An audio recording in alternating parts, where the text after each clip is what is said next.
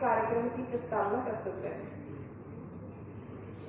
विद्यालयों में कुलसचिव और फिर कुलपति के रूप में काम करने वाले डॉक्टर BL आचार्य मंच के सामने उपस्थित सभी के नाम लेना कठिन है, लेकिन सभी लोग जो यहाँ आए हैं वो ऋतु भैया जी से प्रेरित होकर आए हैं और उनकी यह प्रेरणा राष्ट्र निर्माण में भी योगदान दे, उसी उद्देश्य से ये कार्यक्रम होगी जब हम उनके जीवन को अपने जीवन में आत्मसात करेंगे और उसको उपयोगी बनाएंगे। पूर्वज हमारे बड़े ही समृद्ध रहे हैं, लेकिन उनकी समृद्धता से लाभ लेके हम समृद्ध क्यों नहीं बन पा रहे हैं और कैसे बन सकते हैं, यही विषय और इसी की पहल लोग पहल कर रहा है। हम सब लोग जानते हैं कि भारत 140 करोड़ से अधिक की आबादी वाला देश है और वो तब जब खंडित है। अखंड भारत विश्व का नेतृत्व करता था, खंडित भारत अपने उन उद्देश्यों को पूरा होता नहीं देखा जिन उद्देश्यों को पूरा करना हम चाहते थे। आज भी देश ऐसे ही मोड़ पे आके खड़ा हो गया है। राष्ट्रीय स्वयंसेवक संघ के बारे में कोई अच्छा कहता है, कोई उसके बारे में संदेह व्यक्त करता है, लेकिन मित्रों एक चीज हम बड़ी गंभीरता से कहना चाहेंगे कि राष्ट्रीय स्वयंसेवक संघ को अगर समझना है तो उसके बारे में कुछ भी अच्छा बुरा कहने से पहले उसके 1 घंटे की शाखा पे जाइए और देखिए कि उसमें कोई अनैतिक चीज है कि राष्ट्रहित की चीज है। और राष्ट्रीय स्वयंसेवक संघ हमेशा एक ही चीज सिखाता है कि आप संघ में आइए, राष्ट्र नायक लायक बनिए और समाज में जाइए, जो चाहिए वो करिए। इसीलिए हमारे संघ के पुराने और वरिष्ठ कार्यकर्ता कहते हैं, दायित्व के कार्यकर्ता कहते हैं कि संघ केवल संस्कार देता है, बाकी कुछ नहीं करता। और राष्ट्रीय स्वयंसेवक संघ का कार्यकर्ता, संघ का स्वयंसेवक समाज में वो सारा कुछ करता है और करने की क्षमता रखता है जिससे राष्ट्र और समाज सुरक्षित रहे। इसी अपनी कड़ी को पूरा करने के लिए ये लोग पहल अपने इन्हीं पूर्वजों को याद करता है। उसी में से हमारे एक प्रमुख हैं प्रोफेसर राजेंद्र सिंह। पोस्टर तो आ गया, दीदी ने भेज दिया। हम इनके बारे में बहुत ज्यादा बताएं, अपने इन बड़े लोगों के सामने उनका व्यवहार बेहतर रहता था। यह भी हमको प्रेरणा देता है कि विचारधाराएं व्यक्तिगत संबंधों में आड़े नहीं आनी चाहिए। जो हमारी शिक्षा व्यवस्था है, जो शिक्षा के क्षेत्र में लोग रह रहे हैं, उनके बीच में जो वातावरण है वो राष्ट्र अनुकूल वैसा नहीं दिखता जैसे भारत की जरूरत है। ऐसा हम महसूस करते हैं। हम किसी की भावनाओं को आहत नहीं करना चाहते और न किसी के बारे में हमारा कोई ऐसा विचार की बात को काटना चाहते हैं, लेकिन इतना जरूर कहना चाहते हैं कि ये सारी चीजें हम लोगों को अगर कहीं से हो सकती है तो अपने हाथ में होती नहीं, पर बात तो बननी चाहिए। और कैसे हो सकती है हमारी पढ़ाई और महाविद्यालयों विश्वविद्यालयों का वातावरण। चलो देखते हैं। छात्र या शिक्षा प्राप्त कर रहा छात्र अपने अंदर सामर्थ्य का अनुभव नहीं करता, अपने अंदर उस डिग्री की योग्यता का अनुभव नहीं करता, तो कहीं न कहीं विद्या के मंदिर में मिलने वाला जो उसको वातावरण है वो उसके भविष्य के लिए अनुकूल नहीं। उसको अनुकूलता देने के लिए एक सामाजिक परिदृश्य होना चाहिए और उस सामाजिक परिदृश्य को बनाने के लिए हम वरिष्ठ लोगों की जिम्मेदारी होनी चाहिए, जिसको हम बेहतर ढंग से निभाएं। मित्रों, देश में सरकारें आती हैं जाती हैं, बड़े लोग छोटे बनते हैं, छोटे लोग बड़े बनते हैं, लेकिन विचारधाराएं आती हैं जाती हैं। अगर ऐसा करेंगे तो राष्ट्र राष्ट्र नहीं रह जाएगा। विचारधाराएं तो हमारी एक ही होनी चाहिए और वो विचारधारा है भारत के अंदर भारतीयता का प्रभाव, भारत के अंदर भारतीय संस्कृति का प्रभाव, भारत के अंदर रहने वाले लोगों के अपने आत्मविश्वास के प्रति आत्मविश्वास। तो इन सारी चीजों को अगर हमको करना है तो अपने इन पूर्वजों को याद करना। इसीलिए हमारे इस लोक पहल के अंतर्गत 5 महापुरुष हैं।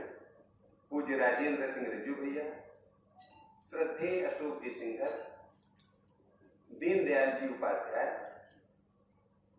मदन मोहन मालवीय जी और महंत अवैध नायक। ये सारे लोगों ने अपने अपने क्षेत्र में अमूल्य योगदान दिया है और विशेष करके उत्तर भारत में तो इनको अगर हम लोग अपना लें तो हम ऐसी कोई भी चीज नहीं है जो अपने जीवन में नहीं पा सकते, ऐसा हमको विश्वास है। किसी के ये प्रेरणा स्रोत रहे हैं तो कोई इनकी प्रेरणा स्रोत है, और वो सारी चीजें हम लोगों के अपने बीच में है। अगर हमारा देश कह रहा है, हमारे भारत के प्रधानमंत्री कह रहे हैं कि भारत विकसित राष्ट्र 2047 तक होना चाहिए, होगा, तो वो विकसित। मैं धन्यवाद करती हूँ माननीय डॉक्टर विजय कुमार सिंह जी का कि उन्होंने आज के कार्यक्रम की प्रस्तावना प्रस्तुत की और हमारा विस्तृत ज्ञानवर्धन किया। कार्यक्रम को आगे बढ़ाने से पहले मैं श्रोताओं से कुछ 2 शब्द कहना चाहूंगी कि बारिश ऐसी हो कि समुद्र में उफान आ जाए और तालियां ऐसी बजें कि सभा में जान आ जाए।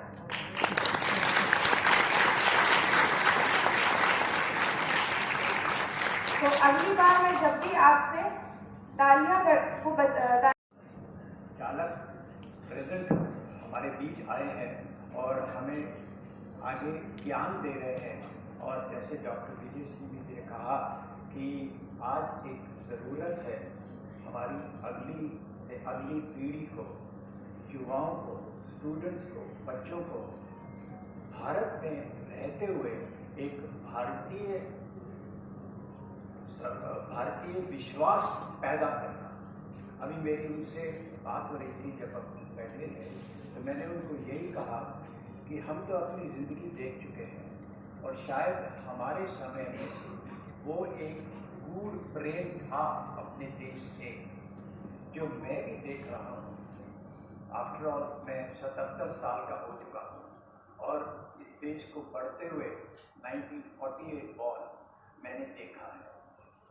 आज जो इन्होंने बताया वो बिल्कुल सत्य 100% ट्रूथ है कि हमें जगह जगह जाके यूनिवर्सिटीज में, स्कूल्स में, गांवों में, शहर में जो काम आरएसएस की संस्था आगे बढ़ा रही है, उनके ज्ञान को, उनकी कहावतों को, उनके विचारों को आगे यूथ के सामने रखना और उनको कहना, उनसे प्रार्थना करना कि आपके अंदर देश प्रेम की, हम ये नहीं कह रहे हैं कि पार्टी प्रेम की, हम ये कह रहे हैं कि देश प्रेम की जो फीलिंग्स है वो जरूर होनी चाहिए। मैं आपके सामने सिर्फ 2 या 3 एग्जाम्पल देना चाहता हूँ। जो मैं सोच रहा था कि 4 साल की मिलिट्री ट्रेनिंग और 38.5 साल की आर्मी सर्विस और उसके बाद 18 साल यहाँ पर यूनिवर्सिटी में मुझे हो चुके हैं। इस ऑर्गेनाइजेशन को मैंने 2006 में ज्वाइन करके खड़ा किया था और मुझे आज गर्व है कि ये यूनिवर्सिटी कितनी आगे जा चुकी है। हाँ, तो 2-3 उदाहरण मैं देना चाहता हूँ कि मेरी आदत है कि मैं जगह जगह घूमता रहता हूँ, बहुत यूनिवर्सिटीज विजिट की है। 9 ग्लोबल यूनिवर्सिटीज को मैंने विजिट किया है, यहीं से मौका मिला। इनफैक्ट 3 यूनिवर्सिटीज में जाने का मौका मिला जब मैं फौज में था। वहाँ जाके रहना, रिसर्च करना, पढ़ना, उनकी चीज़ों को देखना। और आज of tomorrow we have lived our age. This youth is to carry the country forward. By 2047 we want to be the most advanced nation. If that is required, then there is a definite requirement for change in our education system. We need pride in ourselves for this country. किसी ज़माने में यही तो था, एक knowledge based country जहाँ बाहर से लोग आके हमारी यूनिवर्सिटी में पढ़ते थे और यहाँ से ज्ञान लेके बाहर जाके फैलाते थे। और आज क्या है, हम बाहर जा रहे हैं पढ़ने के लिए, तो काफ़ी इसके बारे में कभी ख्याल भी आते रहते हैं और आज मौका मिला बताने के लिए। और अगर उम्मीद है तो आपकी संस्था में बहुत उम्मीद है, इस तरीके से आप भारत की यूथ को एजुकेट कर रहे हैं, ट्रेनिंग दे रहे हैं, तो उससे एक सेटिस्फैक्शन मिलती है।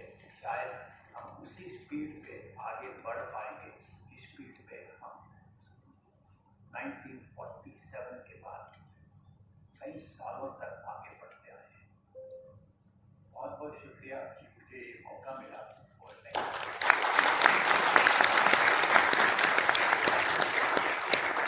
हमारी शुभकामनाएं आप सबके साथ हैं। नमस्कार।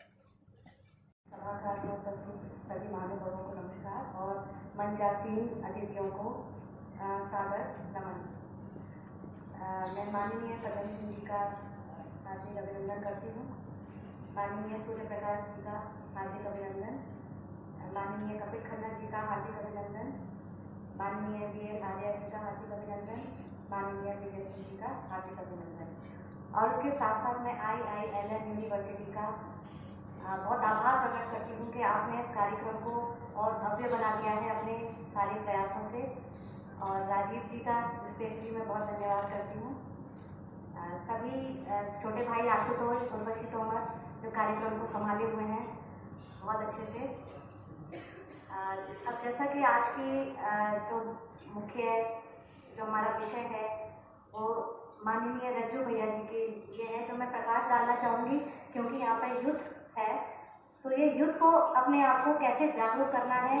रज्जू भैया जी के जो कर्मयोगी थे और एक बहुत ही विद्वान थे, उनके पद चिन्हों से अगर आप लोगों ने 10% भी कुछ सीखा तो आप लोग भी, मैं जानती हूँ कि आने वाले भारत का एक अच्छा परिवेश तैयार कर पाएंगे आप। जैसे कि सबको पता है, थोड़ा बहुत तो आप लोग जानते हैं कि माननीय प्रोफेसर राजेंद्र सिंह, जिन्हें हम उपाख्य रज्जू भैया जी के नाम के उससे जानते हैं, राष्ट्रीय स्वयं सेवक संघ के चतुर्थ सर संचालक के रूप में इनको जाना जाता है। ये भौतिकी से यानी फिजिक्स से MSc करने के बाद इनका जो स्थान था विश्वविद्यालय में, शाहजहाँपुर में इनका जन्म जब हुआ, तो ये बहुत ही तीव्र बुद्धि के मालिक थे, तो इनका द्वितीय स्थान रहा इलाहाबाद यूनिवर्सिटी में। और आप लोग जानते हैं कि जब कोई टॉपर रैंक के बच्चे होते हैं तो वो सबसे पहले अपनी आजीविका को चुनते हैं, अपने जॉब को चुनते हैं। लेकिन इनको जब अवसर दिए गए, इनका एक बार प्रैक्टिकल हो रहा था, तो C.V. रमन जी का नाम तो आपने सुना ही होगा, जो कितने बड़े वैज्ञानिक रहे हैं। तो जब रज्जू भैया जी ने थर्मल इफेक्ट का प्रैक्टिकल करके उनको दिखाया तो वो इतने हतप्रभ हो गए कि उन्हें वो आश्चर्यचकित रह गए कि इसने मेरे ही प्रैक्टिकल को किस बखूबी से। उनको एक छोटा सा प्रलोभन दिया कि तुम मेरे साथ चल के बेंगलोर चल के PhD करो, तो रज्जू भैया जी ने साफ मना कर दिया, जबकि आप में से हम में से कोई ऐसा नहीं कर पाता। हम एकदम इतने बड़े वैज्ञानिक का कोई इतना अच्छा प्रपोजल नहीं कर पाते। तो उन्होंने कहा कि नहीं, मैं 3 दिन विद्यालय को देता हूँ, बच्चों को शिक्षा देता हूँ, और 3 से 4 दिन हफ्ते में मैं समाज की सेवा करता हूँ। क्योंकि समाज में अगर इतना नाम कमाया है तो ऐसे ही नहीं कमाया होगा, अपना जीवन पूरा लगाया होगा। हम सभी जानते हैं कि हम लोग कितनी कर्मठता से कार्य करते हैं, अपनी परिवार को एक साइड में रखते हैं और आधा जीवन हम समाज को देते हैं। खास तौर पर राष्ट्रीय स्वयंसेवक संघ, जैसा कि नाम है वैसा ही कर्म है। तो उसके बाद उन्होंने जब वो चले गए वहाँ से, तो बड़ा उन्हें आश्चर्य हुआ कि ऐसा भी कोई कर सकता है कि मैं इतना अच्छा वो उसको ऑफर दूँ और वो मना कर दे मुझे। चलिए वो बात हो गई। अब रज्जू भैया का जन्म बहुत अच्छे परिवार में हुआ था, उसके बावजूद वो बहुत ही संगीत के भी शौकीन। हम फूल हैं उनके उपवन के, वो इस उपवन के मालिक और माली हैं। अब मैं आमंत्रित करती हूँ श्री सूर्य प्रकाश जी, क्षेत्र संघ संचालक पश्चिमी उत्तर प्रदेश, कृपया आएं और हमारा मार्गदर्शन करें। कृपया कर्तव्य ध्वनि से उनका स्वागत कीजिए।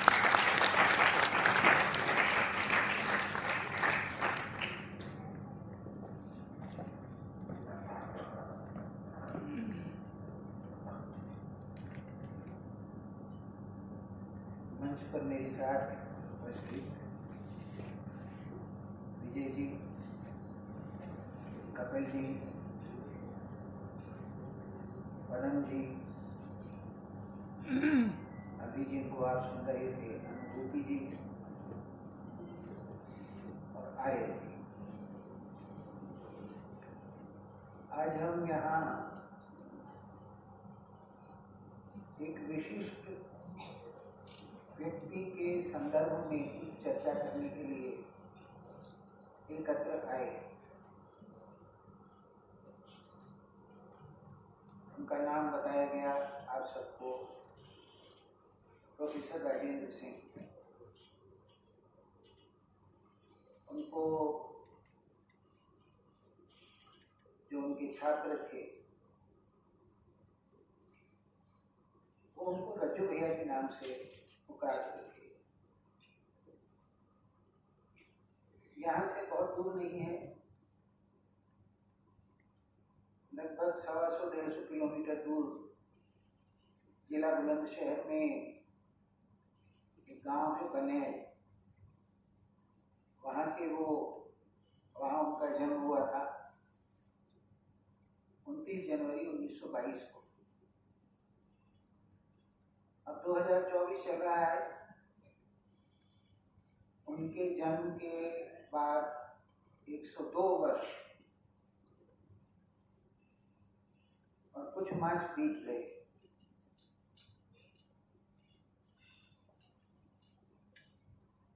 जुलाई आज है, आज उनका निर्वाण दिवस है। मुझे कई बार उनसे व्यक्तिगत मिलने का अवसर मिला है। एक अलग प्रकार की शख्सियत थे।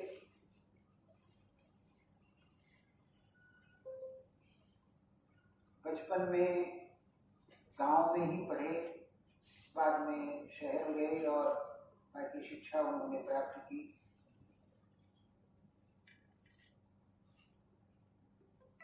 उनका संबंध जो आज विश्व का सबसे बड़ा स्वयंसेवी संगठन है, उसके साथ उनका जब संबंध आया तो बस फिर वो उसी के होकर रह गए। ऐसे हजारों विद्यार्थी उनके जीवन में आए जिन्होंने उनकी सादगी से प्रेरणा प्राप्त की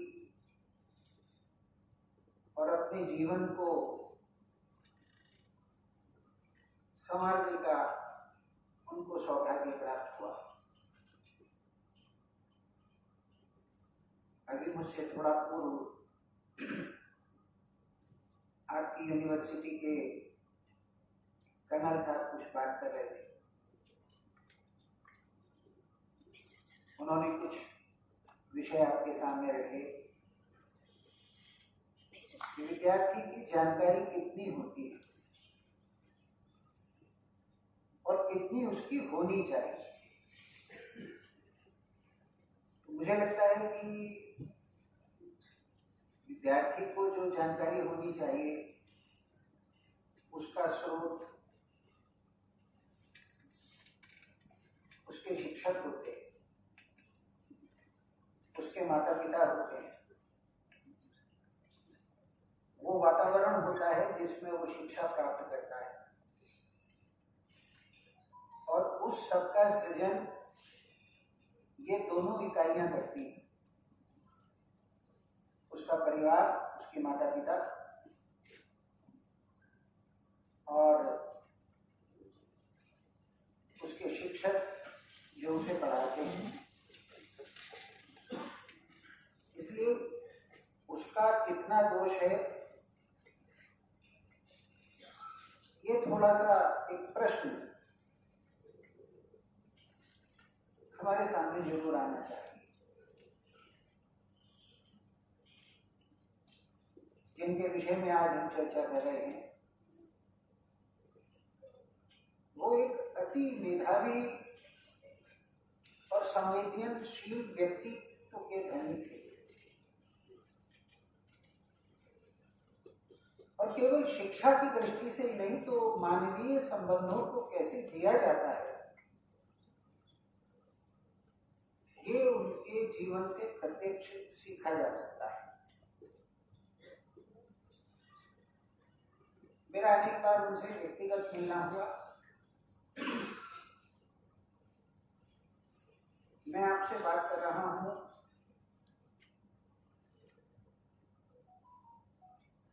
1992 की 92 की। मेरठ में रहता हूं। उस समय एक ऑर्गेनाइजेशन है भारत विकास परिषद, उसका मैं सेक्रेटरी था। मेरठ के पास एक स्थान है हस्तिनापुर, वहाँ इस ऑर्गेनाइजेशन का राष्ट्रीय एक सेमिनार हो रहा था। संघ का कार्यकर्ता तो मैं था ही, तो उस कार्यक्रम में आज हम एक विशेष आयोजन से यहाँ पर उपस्थित हैं। एक ऐसी विभूति जिसको हम सब ने अपने जीवन में देखा, जिसके द्वारा किए गए कार्य और जिसके द्वारा दिए गए संदेश हम सब ने अपने सामने अपने मनो मस्तिष्क में फलीभूत होते हुए देखे। अगर एक पंक्ति में कहा जाए तो जो स्वयं प्रोफेसर रज्जू भैया बताते थे सबको, वो उनके स्वयं पर सबसे ज्यादा पाठ करता था। वो दो पंक्तियां हैं। वो कहा करते थे, लीक लीक गाड़ी विजय कुमार सिंह हमारे कार्यक्रम में आए हुए हैं, लखनऊ के हमारे कार्यक्रम। लीक छोड़ी तीनों चले, साधु शेर सबूत। सबसे बड़ा इसका उदाहरण वो है। यूपी के पहले मुख्य अभियंता बलबीर सिंह जी के यहाँ बनेल गांव में पैदा हुए। एक संपन्न परिवार में, और जो समाज में प्रतिष्ठा रखता है, समाज में वैभव रखता है। शिक्षा दीक्षा अंग्रेजी विद्यालय में, जैसा एक आजकल के संपन्न परिवारों में देखने को मिलता है, वैसे ही शिक्षा दीक्षा से निकले। पर ईश्वर की कृपा दृष्टि तो उनके ऊपर और तरफ जाने वाली। पढ़ाई लिखाई में बहुत आगे थे। भौतिकी शास्त्र में आगे की शिक्षा ग्रहण करने चले। प्रारंभ से ही ऐसे उदाहरण मिले कि उनको अपने जीवन में अपने शिक्षा क्षेत्र में आगे बढ़ने के अनेकानेक अवसर मिले। जैसा पहले बहन अनुभूति ने बताया,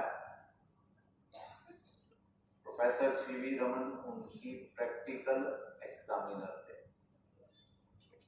और उनको जब एग्जामिन कर रहे थे तो उनको तभी लगा कि हमारे पास ऐसा शिष्य हमें चाहिए। उन्होंने अनुरोध किया कि भाई आप आइए हमारे पास, बेंगलुरु चलिए। ऐसा ही आगे चल के डॉक्टर भावा के साथ भी हुआ। उन्होंने भी उनको अनुरोध किया कि आपकी आवश्यकता हमें है, आपने शिक्षण के क्षेत्र से आगे बढ़कर अब भौतिकी विज्ञान के अंदर जो हम नया कार्य करने जा रहे हैं भारत में, न्यूक्लियर साइंस के अंदर, उसमें आप हमारे साथ जुड़िए। और उनका मन तो दूसरी तरफ था। उनके मन में तो भौतिक शास्त्र नहीं था, उनको ये वाला ज्ञान नहीं लेना था। उनको तो जीवन में भौतिक शास्त्र से आगे बढ़कर भौतिकवादी समाज के मानस परिवर्तन का कार्य करना था। वस्तु निर्माण से व्यक्ति निर्माण का कार्य करना था। उनके जीवन का उद्देश्य कुछ और था। एक शिक्षक जिसके शिक्षण के अंदर अनेकानेक विभूतियां, अनेकानेक विलक्षण प्रतिभाएं आगे हमारे सामने आई। डॉक्टर मुरली मनोहर जोशी, चंद्रशेखर, वीपी सिंह जी भी थे उनमें से। तो ऐसे अनेकानेक विभूतियों को जिन्होंने अपने शिक्षण के कार्य में शिक्षण दिया, उनके जीवन का उद्देश्य तो कुछ और था। जो होना था वो हुआ। अपनी नौकरी को छोड़ दी और चल पड़े संत कार्य करने। समाज की किसी की चिंता नहीं थी। जो उनके मन में था कि मुझे जो कार्य करना है वो कार्य करने के लिए उतर पड़े।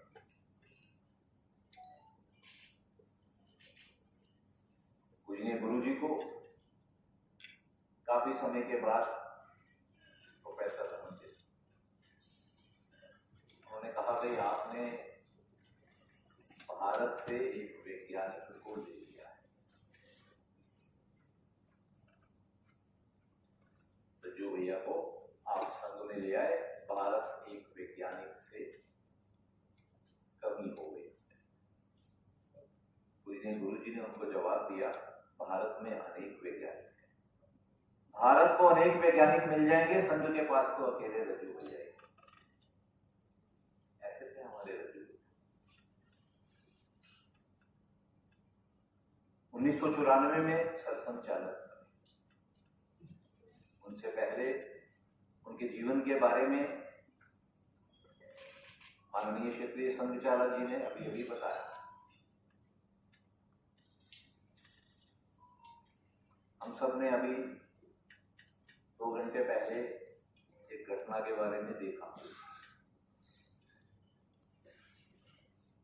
अपने आप को नंबर 1 लोकतंत्र कहने वाला देश अमेरिका, वहां के पूर्व राष्ट्रपति पर चुनाव प्रचार करते हुए गोली चली को खाया गया। अपने आप को 1 नंबर का लोकतंत्र कागजी रैंकिंग के बेसिस पर बना दो, ऐसा नहीं है। इसके लिए लोकतांत्रिक मूल्यों की आवश्यकता होती है और इन लोकतांत्रिक मूल्यों को प्रजातंत्र के अंदर चुनावी राजनीति के साथ आगे बढ़ाना, ये कार्य भी समस्त समाज का है। अनेकानेक ऐसे समय पर जैसे निर्णय लेने हैं, इसके बारे में लेने में कभी भी प्रोफेसर रज्जू भैया हिचके नहीं।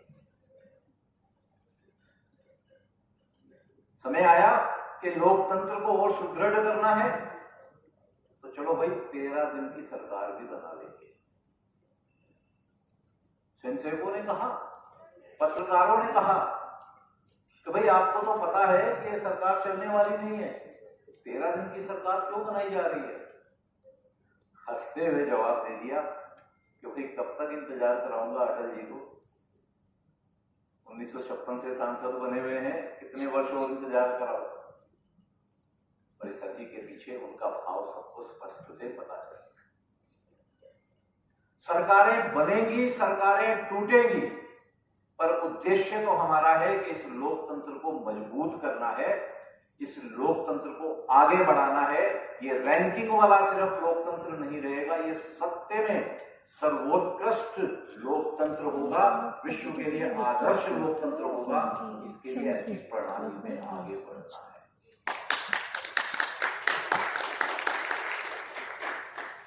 स्वयंसेवकों के लिए, आम जन के लिए, सभी के लिए एक ही स्पष्ट संदेश था उनका, भाई राजनीतिक प्रेमी तो बनो, राजनीतिक जीवी नहीं बनो। प्रेम करो, राजनीति को मजबूत करो, क्योंकि लोकतंत्र को मजबूत करने के लिए राजनीति को मजबूत करना आवश्यक है और उसके लिए राजनीति में अच्छे लोगों का आना भी आवश्यक है और अच्छी संस्थाओं को कार्य करना भी आवश्यक है। और ऐसी अच्छी संस्थाओं को बनाने के लिए एक कार्य करना, यह हमारे एक स्वयंसेवकों का कार्य भी है।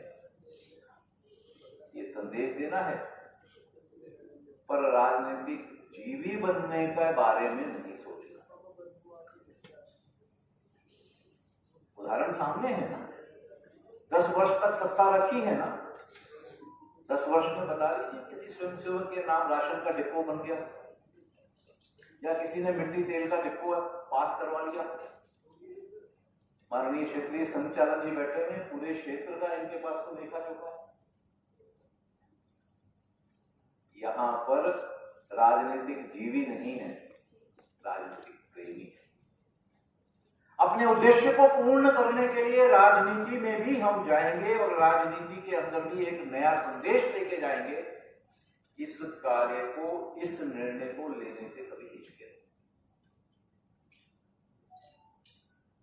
पंडित नेहरू के सबसे प्रिय होते थे गोविंद वल्लभ पंत जी, इन्हीं के उत्तर प्रदेश के मुख्यमंत्री। गोरक्षा का विषय आया, गोहत्या निषेध होना चाहिए, यह विषय आया। विषय को प्रमुखता से रज्जू भैया ने उठाया, पर पंत जी तो ठहरे पंत जी। उन्होंने बुला लिया अपने सब ब्यूरोक्रेट्स को, ब्यूरोक्रेट्स ने उनको अधिनियम और ये सब बता दिए कि भाई इसके अंतर्गत तो ये हो नहीं सकता। रज्जू भैया को उन्होंने स्पष्ट कहा कि भाई देखो ये पॉसिबल नहीं है, सरकारी तंत्र के अंदर हम कोई इसके अंदर ऐसा कोई अधिनियम ले आए। इससे उनके ऊपर कहा गया, रज्जू भैया बार बार कह रहे हैं कि कार्य होना है, तो स्पष्ट कहते हैं देखो भैया मेरी आयु तुमसे दुगनी है, मुझे तुमसे दुगना अनुभव है, ये बात हो नहीं सकती है। हमारे रज्जू भैया भी कहाँ मानने वाले, अड़ गए। आयु चाहे आपकी दुगनी होगी, पर मेरे पास भी दुगना अनुभव है और मेरे पास में भी दुगनी शक्ति समाज की है, ये तो करवाना ही पड़ेगा और वो करवा के ही रहे। ये उन्हीं के ही प्रयासों का फल था कि उत्तर प्रदेश में पहली बार गोहत्या निषेध अधिनियम एक कांग्रेस सरकार लेकर,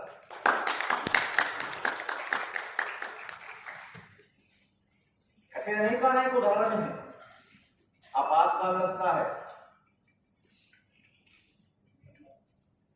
पूरा नेतृत्व जेल में पहुंच जाता है। अकेले हमारे रज्जू भैया ही थे, प्रोफेसर गौरव कुमार बन गए, वेशभूषा बदल ली, हैट वगैरह लगाया और नया छद्म वेश बनाकर पूरे भारत का भ्रमण कर रहे हैं, जेलों में जाकर विपक्षी नेताओं से मिल रहे हैं।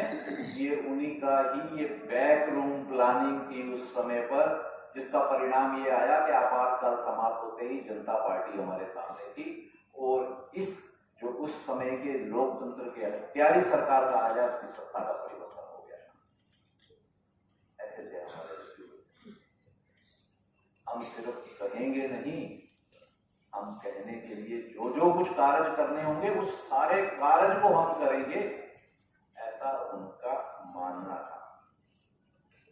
और स्वयंसेवकों में तो हम देखते ही उनके गांव की मिट्टी हम सबके लिए कितनी पवित्र मानी जाती है। हम सबने उदाहरण ही सुना होगा, एक प्रोफेसर साहब जा रहे थे और सामने एक गांव के व्यक्ति बैठे हुए थे। उन्होंने बातचीत करते हुए पूछा कि भाई आप कहाँ से हैं? तो उन्होंने बोला जी मैं तो बनेर गांव से। उन्होंने उनके पांव छू लिए, बड़े लज्जित से हुए कि भाई मेरे पांव क्यों छू रहे हो, आप तो बहुत बड़े आदमी लग रहे हो। बोले भाई आप उस गांव से आए हो जिस गांव की मिट्टी को सर झुकाने के लिए हम पूरा जीवन सोचते रह जाते हैं। उत्तर प्रदेश के स्वयंसेवकों के साथ तो यही स्थिति है। ऐसे हमारे रज्जू भैया आज उनकी पुण्यतिथि पर, उनके निर्वाण दिवस पर हम सब यहाँ उपस्थित हुए हैं और मेरा मानना है कि उनकी इस पावन तिथि पर हम सब लोग अपने जीवन में उनकी शिक्षाओं को उतारकर और उनके द्वारा दिए गए दिशा निर्देशों को अपने जीवन में पूर्ण करेंगे, ऐसा मन में ध्येय लेकर यहाँ से जाएंगे तो मुझे लगता है कि हम सबका यहाँ आना सकारात्मक होगा। मेरी शुभकामनाएं आप सभी के साथ कि आप उनके उन सब संदेशों को, कार्यों को आगे बढ़ाएं और यहाँ के आयोजकों को। ये जो प्राथमिकता है ये व्यक्ति को समाज को व्यक्ति का ऋणी बनाती है, परिवार का ऋणी बनाती है। मैं अपने लिए जीवन जीने वाला हूं, परिवार के लिए जीने वाला हूं, ये समाज के मेरी प्राथमिकता क्या है। इसलिए उस प्राथमिकता को निश्चित करके जीने वाले व्यक्ति को डॉक्टर भावारी कहते हैं कि उसकी प्राथमिकता कुछ और ही है। ऐसे अपने रज्जू भैया, आज उनकी पुण्यतिथि पर मैं 2-3 महापुरुषों का, अटल बिहारी वाजपेयी जी इस देश के प्रधानमंत्री हुए, अभी कपिल जी वैसा ने चर्चा की, उन्होंने रज्जू भैया है क्या, इसका अर्थ क्या है। तो बड़ा सार्थक नाम है। रज्जू में स्नेह है, भैया में सम्मान है। नाम तो प्रोफेसर राजेंद्र सिंह है, लेकिन आम जनमानस में वो रज्जू भैया है। तो स्नेह और सम्मान का समन्वय जहां है, उनका अंतःकरण स्नेह से भरा हुआ था, ऐसे थे रज्जू भैया। नानाजी देशमुख, जिनको सरकार बनने पर आपातकाल के बाद मंत्री बनना था, रज्जू भैया ने कहा कि नहीं, आप प्रचारक हैं, आपको नहीं बनना चाहिए मंत्री। ये शब्द थे, आदेश नहीं था, और छोड़ दिया। इसी युग की बात मैं कर रहा हूं। ऐसे शब्द बोलने वाले व्यक्ति के लिए क्या बोला, जिस स्नेह के साथ रज्जू भैया संघ में प्रविष्ट हुए, उसी आत्मीयता के प्रेम में वातावरण में इस दुनिया को छोड़कर चले गए। रज्जू भैया के जीवन पर बहुत सारी चर्चा हो गई, समय भी बढ़ रहा है। 2-3 बातों की, घटनाओं की मैं चर्चा करूंगा। कैसे थे रज्जू भैया, दायित्व के प्रति कैसा भाव था, भाषा के प्रति कैसा आग्रह था। छोटे छोटे 2 प्रसंग भाषा के प्रति। मेरी राष्ट्रभाषा, इस राष्ट्रभाषा को छोड़ने के कारण एक नैरेटिव देश के अंदर चला, उसको विस्तार से नहीं बोलूंगा क्योंकि समय हो गया। अंकल और आंटी ने हमारी संवेदनाएं, भावनाएं, रिश्ते, नाते सब खत्म कर दिए। बस का ड्राइवर भी अंकल हो गया, मेरे पिताजी का भाई भी अंकल हो गया, मेरा मामा भी अंकल हो गया। ये शब्द बोलते समय मन के अंदर कुछ संवेदना जागृत होती है क्या।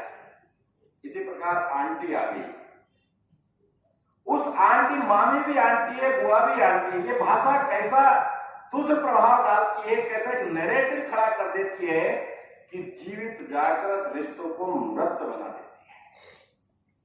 इसलिए पूज्य रज्जू भैया का आग्रह था कि अपनी राष्ट्रभाषा के प्रति आग्रह चाहिए। मदन लाल खुराना इस दिल्ली के प्रधानमंत्री थे, कोई सरकारी कार्ड था, उस कार्ड पर मुख्यमंत्री के हस्ताक्षर भी अंग्रेजी में थे।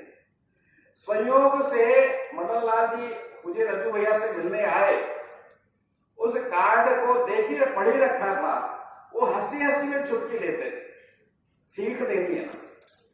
तो ऐसे विषय निकला, बात चर्चा होते होते कहा कि आजकल तो हमारे स्वयं सेवकों पर भी अंग्रेजियत हावी हो रही है। समझे नहीं, विषय क्लियर हुआ। तब मदन लाल जी ने अपनी मजबूरी बताई कि वो सरकारी प्रोग्राम था, उसमें ऐसा था। रज्जू भैया ने बड़े प्रेम से कहा, मदन लाल के हाथ में जो पेन था, हस्ताक्षर करते समय उसके लिए तो कोई मजबूरी नहीं थी, उसके लिए तो कोई संवैधानिक संकट नहीं था। मदन लाल की कलम तो हिंदी में हस्ताक्षर कर ही सकती थी। ये स्वयं मदन लाल खुराना जी का संस्मरण है। उन्होंने कहा कि उस दिन के बाद से मेरे हस्ताक्षर हमेशा हिंदी में मिले। एक और स्वयंसेवक आगरा का इस भाषा के कारण संकट में पड़ गया। मुझे रज्जू भैया को पता चला तो कैसे उस सामान्य स्वयंसेवक को संकट से निकाल कर समाधान तक ले जाना। संकट कैसा था, हम सब यहाँ अधिकार विद्यार्थी बैठे था, इसलिए मैं इस प्रसंग को सुना।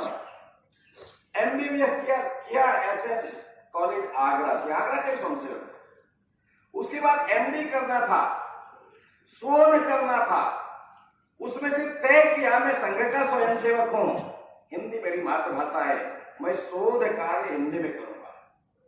भारतीय चिकित्सा परिषद नाम की जो संस्था थी, उसके अंदर ऐसा कोई रूल नहीं था, उसके अंदर अंग्रेजी को ही मान्यता थी। जिद थी, और जिद में इन्होंने अपना शोध हिंदी में लिखा और वो अस्वीकार हो गया।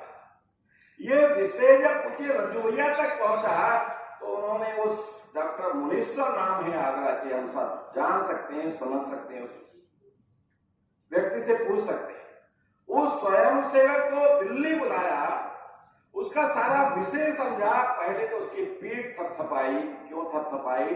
कि तुमने हिंदी में शोध लिखा। उसके बाद जैल सिंह तक से मिलने की व्यवस्था कराई।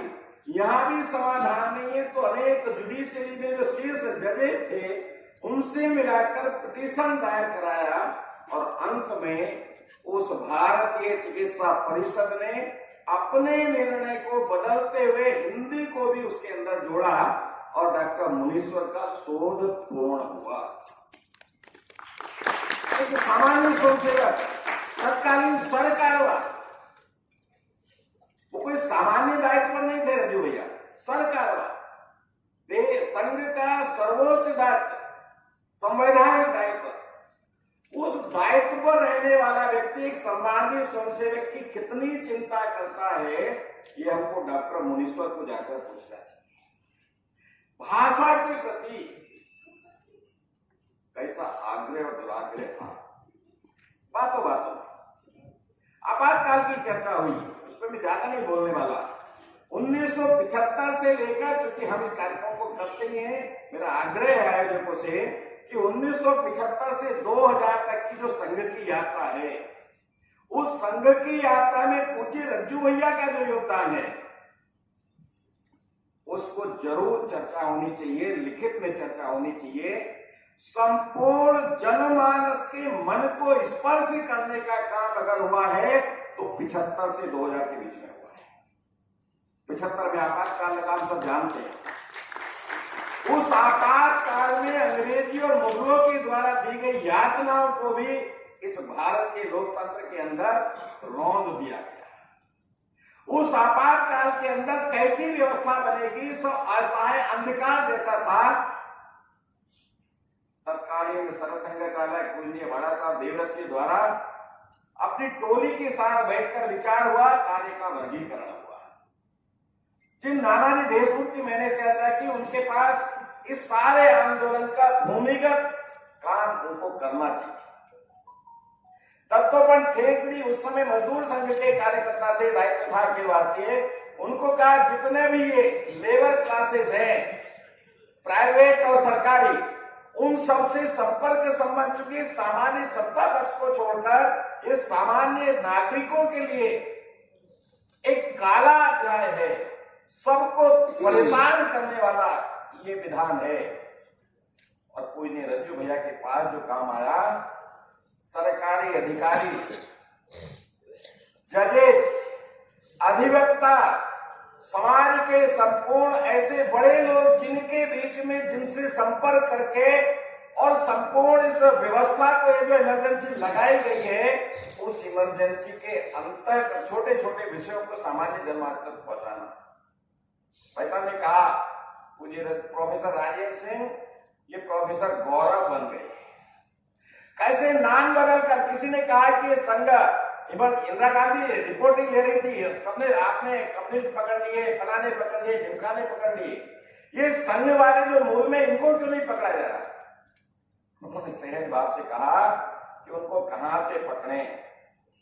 कोई मामा बनकर घर में बैठा है, कोई फूफा बनकर घर में बैठा है, ऐसे संबंध पारिवारिक जुड़े हैं, पता ही नहीं चलता कौन किसका मामा है, किसका भांजा है। ये जो पारिवारिक व्यवस्था संघ को कहते हैं ना, संघ की व्यवस्था पारिवारिक व्यवस्था है।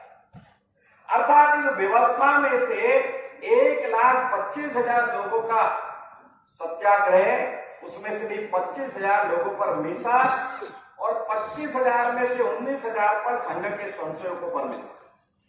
इतिहास में ऐसा वर्णन आता है 99,000 स्वयंसेवकों का सत्याग्रह 1,25,000 में था। उसके मूल में कौन थे? मुझे रज्जू भैया थे। 1981 के अंदर तमिलनाडु में मीनाक्षीपुरम में इस समाज का सामूहिक परावर्तन का काम प्रारंभ हुआ। उस सामूहिक परावर्तन से संपूर्ण देश हिल गया। उसके अंदर क्या करना चाहिए? विशेष संपूर्ण देश के अंदर जाना चाहिए। 1981 की घटना, उसके तुरंत बाद योजना रचना बनती है देश के अंदर भारत माता एकात्मता यात्रा। ये संघ के द्वारा सामान्य जनमानस को छूने वाला ये पहला संपूर्ण देश का व्यापक एक आंदोलन था, इसमें करने लायक। उसकी सफलता के बाद 1984 में ये राम जानकी रथ यात्रा प्रारंभ हुई और उस राम जानकी रथ यात्रा के बाद देश का वातावरण कैसा हुआ आप सब जानते हैं, उसकी मैं चर्चा नहीं करता क्योंकि समय हो गया। इसलिए मैंने कहा कि 1975 से 2000 तक उस विषय को पूज्य रज्जू भैया के उनके द्वारा सामान्य जनमानस को स्पर्श करने वाला ये कौन कौन से विषय उनके मस्तिष्क में आए, उन विषय का क्रियान्वयन किस प्रकार हुआ।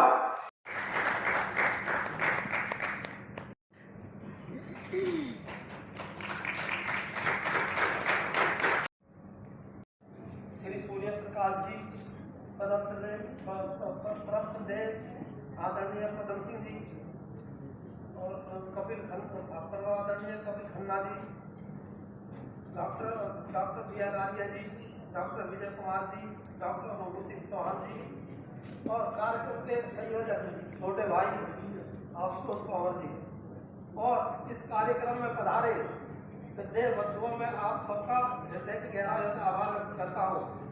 आप मेरे द्वारा 5 वर्षों की कड़ी मेहनत से लिखी गई संकल्प परिवर्तन नामक पुस्तक के लोकार्पण के साक्षी बनेंगे। आपको मैं सब महानुभावों को नमन करता हूँ। सर्वप्रथम मैं चतुर्थ राष्ट्रीय स्वयं संघ के चतुर्थ संचालक पूज्य डॉक्टर राजेंद्र सिंह उर्फ रज्जू भैया जी की पुण्यतिथि पर श्रद्धा सुमन अर्पित करता हूँ और लोक पैद संस्था के पदाधिकारियों का धन्यवाद के साथ आभार प्रकट करता हूँ। भाइयों, संघर्ष और बलिदान पुस्तक में देश के महानायक सूर्य गाथा, महाभारत कालीन 35 जनपद, भारत के 10 विवादित स्थल में स्मारक, ब्रह्मा जी से लेकर शिवराज चौहान में महाराज प्रताप की वंशावली, समुद्र मंथन से निकले 14 रतन, भारतीय इतिहास के साथ छल, 4 धाम, 12 ज्योतिर्लिंग और माननीय मोदी जी व माननीय योगी जी का परिचय का चित्रण किया गया है। इस पुस्तक में गौशाला विवाद और खिलजी ने क्यों जलाई नालंदा विश्वविद्यालय की लाइब्रेरी, विकृत इतिहास का शुद्धिकरण, महान सिकंदर नहीं और उससे का वर्णन। इस पुस्तक में ऐतिहासिक, सामाजिक, धार्मिक व सांस्कृतिक विधा को पुष्टिपूर्ण तथ्यों के साथ लिखने का प्रयास किया गया है, जो देश की आगामी पीढ़ी के लिए प्रेरणा स्रोत व आदर्शता का कीर्तिमान स्थापित करेगी। मुझे आशा ही नहीं भरोसा भी है कि मुझे आप जैसी महान शख्सियतों का सानिध्य मिलता रहेगा। धन्यवाद।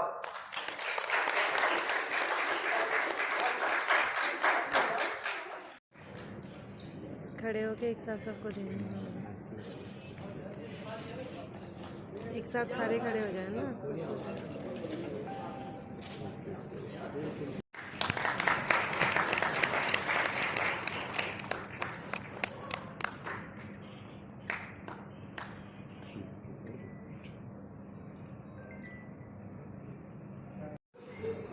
वैसे जब कार्यक्रम लंबा हो जाता है जैसा कह रहे थे, तो उसके बाद न तो अध्यक्ष के लिए कुछ कहने को रह जाता है, न श्रोताओं को सुनने। तो ये अपनी सीमाओं के जो है उसका परिणाम है। अब इसमें हम ये भी कह सकते हैं कि शायद हम नरेटिव बना रहे हैं, ये वास्तविकता है। मैं मंच पर उपस्थित मंचासीन अतिथियों का और सामने बैठे हुए मेरे श्रोताओं का, जिसमें प्रोफेसर बाजवा जो इस समय वाइस चांसलर हैं यहाँ देख रहे हैं, उनका आभार व्यक्त करूँगा। लेकिन मैं आपके सामने 2-3 चीज़ें रख करके अपनी बात पूरी करना चाहता हूँ। हमने जब लोक पहल की स्थापना की, तो लोक पहल की स्थापना रज्जू भैया के जन्मदिन पर हमने की और ये विचार प्रयाग से चला और चल कर के ये शाजापुर में रुक जाता है। शाजापुर में रुकने का कारण ये था कि उनका जन्म, जब उनके पिताजी चीफ इंजीनियर थे, उस समय वो कैंप कर रहे थे शाहजहाँ में पोस्टेड थे वो। जन्म तो उनका बनल में हुआ। और चूंकि उनको कोई आवास नहीं मिला था और माता जी उनके साथ थी, तो रज्जू भैया का जन्म बनल में हुआ। सिंचाई विभाग के इरिगेशन डिपार्टमेंट के उस निरीक्षण भवन में होता है। वहाँ हमने उसी निरीक्षण भवन में इसकी स्थापना का संकल्प लिया। मेरे पापा पोस्टेड थे वहाँ पे शाहजहाँपुर में। कई बार ऐसा कहा जाता है कि उनका जन्म उनके गांव में हुआ, लेकिन ऐसा नहीं है। दूसरी बात ये थी कि हमने इसको लोक पहल क्यों लिया। तो आपने एक शब्द सुना होगा, मराठी में बहुत चलता है, लोकशाही। हमारे यहाँ सारी चीज लोक की चलती है हिंदी में, लेकिन जब डेमोक्रेसी का अनुवाद करते हैं तो प्रजातंत्र कर देते हैं, लोकशाही नहीं करते। जबकि वास्तव में वो लोकशाही है। मैं उस पर नहीं जा रहा हूँ। लोक जो है, जो पब्लिक की जो अपेक्षाएं हैं, उनको उनकी पहल कैसे की जाए, क्योंकि शासन में जो तंत्र है, उस तंत्र के सामने लोगों की अपेक्षाओं को कैसे पहल के रूप में लिया जाए, ये हमारा मेन धारणा बना करके उद्देश्य के साथ हमने लोक पहल की स्थापना। चूंकि रज्जू भैया जी के जन्मदिन पर की थी और आज इस पर बहुत कुछ कहा जा चुका है, इसलिए मैं बहुत कुछ नहीं कहूँगा। 2-3 बातें उनके बारे में बता करके अपनी बात पूरी करता हूँ। इमरजेंसी के समय में वो कुछ लोगों को ये कहा गया, कुछ लोग तो अरेस्ट हो गए थे रात को, जो नहीं हो पाए थे उनसे कहा गया कि हमको काम करना है। तो काम जब कर रहे थे तो उसको एक हिंदी में हम लोग कहते हैं कि, या अंग्रेजी में कहते हैं कि कुछ अंडरग्राउंड काम कर रहे थे, कुछ ओवरग्राउंड काम कर रहे थे। तो ऐसे ही हम लोग उन्हीं में से थे। तो विशेष रूप से हमारे यहाँ आगरा क्षेत्र में यह निर्णय हुआ था कि जो बच्चे मास्टर्स डिग्री के फाइनल में हैं वो अरेस्ट होने से बचे। और क्या काम था, वो सब काम हम लोगों ने किए थे, उसका विस्तार से मैं नहीं कर रहा हूँ। उसी क्रम में इस पूरी अवधारणा को मूर्त रूप देने में रज्जू भैया का अहम रोल है, ये सब हम जानते हैं। कहीं हम सब्जी बाजार में ले गए, ठहरा उठा हुआ है, कुछ बांधे हुए हैं सर पे, लिटरेचर दूसरे को दिया जा रहा है, कहाँ कौन सी मीटिंग कहाँ हो रही, जैसे कह रहे थे फूफा मामा के रूप में सारे लोग कहीं न कहीं रुके हुए। उसी क्रम में रज्जू भैया का एक और योगदान है, बहुत कम लोग शायद जानते हो कि उन्होंने कांग्रेस से नंदिनी सतपथी, जो then chief minister of Orissa, उनको वो जनता पार्टी में लाए।